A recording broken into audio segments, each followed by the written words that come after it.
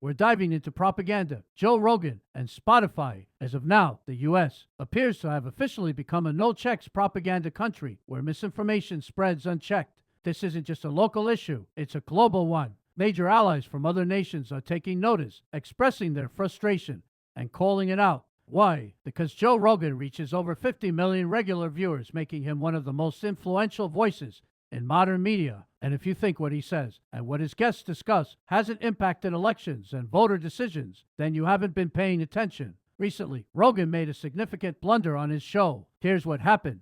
Joe Rogan discussed a video he believed showed a father beating his son in a boxing match, describing how the crowd cheered and how the event made him sick. However, this wasn't reality. What Rogan referred to was actually a YouTuber boxing event called Creator Clash. The match in question featured a fighter named Dad versus another YouTuber, Matt Watson. It wasn't a real father-son fight. Far from it. This error highlights a key issue. Rogan and his team didn't even fact-check the content before discussing it on air. Had they simply unmuted the video, they would have heard commentators explaining the context of the event.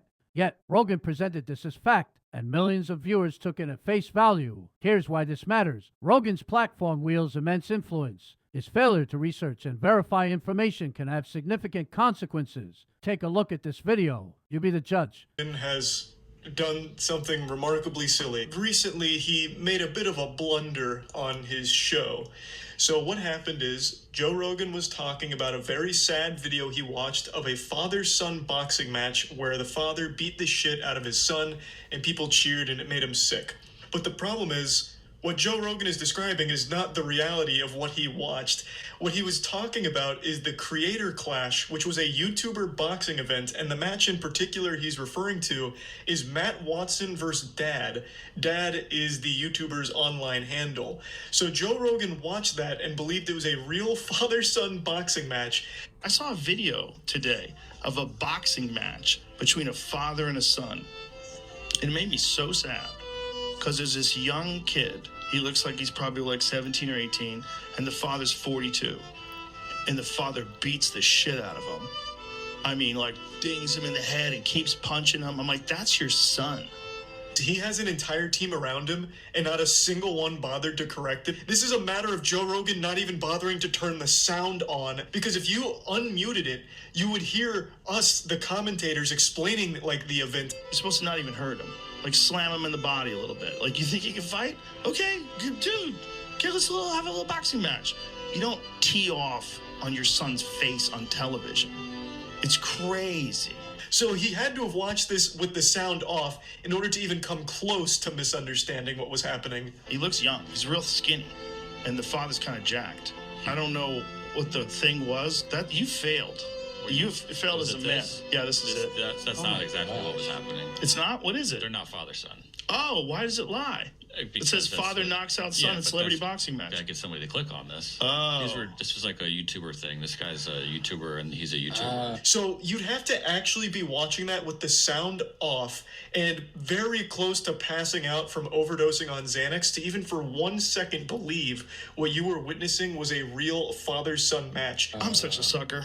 Even the Australian government has publicly criticized Rogan and Spotify, labeling this type of unchecked misinformation as harmful. Here's a clip of their response. I have a question about Joe Rogan, and you've sort of touched on elements of this in the US. He's obviously the world's most popular podcast host. He has 3 billion listeners. He's sort of managed to successfully capture that bro market in America, and his influence is such that in the wake of the US election, the Democrats have said that one of Kamala Harris's mistakes was that she didn't appear on his program. So I'm just wondering if you had any observations about what's behind the Joe Rogan effect, how you believe he's managed to so successfully capture this huge market. And then for us here in Australia, you know, how would or should the ABC be going about capturing that kind of audience? Look, I'm not sure that I'm the right person to respond to that question. I am not a consumer or enthusiast about Mr. Rogan and his work. Shocking. I am not one of the 3 billion, and I'm unlikely to be 3 billion and one anytime soon. I think people like Mr. Rogan prey on people's vulnerabilities. They prey on fear. They prey on anxiety. They prey on all of the elements that contribute to uncertainty in society, and they entrepreneur fantasy outcomes and conspiracy outcomes as being a normal part of social narrative.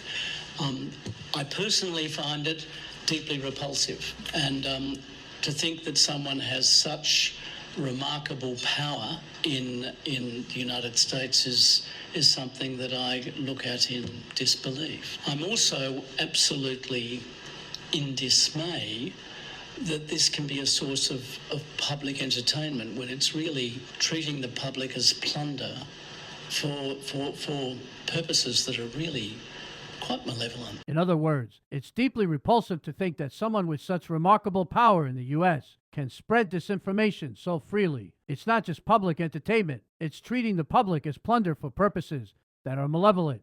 The criticism has sparked conversations about whether regulatory bodies like the FCC should step in to hold platforms accountable for spreading misinformation. Meanwhile, Rogan and Spotify continue to profit, leaving many questioning the ethics behind such influence. Moving forward, my hope is that Joe Rogan and his team take responsibility. They have a powerful platform, but with that comes an obligation to fact-check, research, and verify. The stakes are too high for carelessness, especially in an era where information shapes not just opinions, but elections and global relations. Let this serve as a call for accountability, not just for Rogan, but for all media creators. Do your research, fact-check, and most importantly, respect your audience by providing accurate information.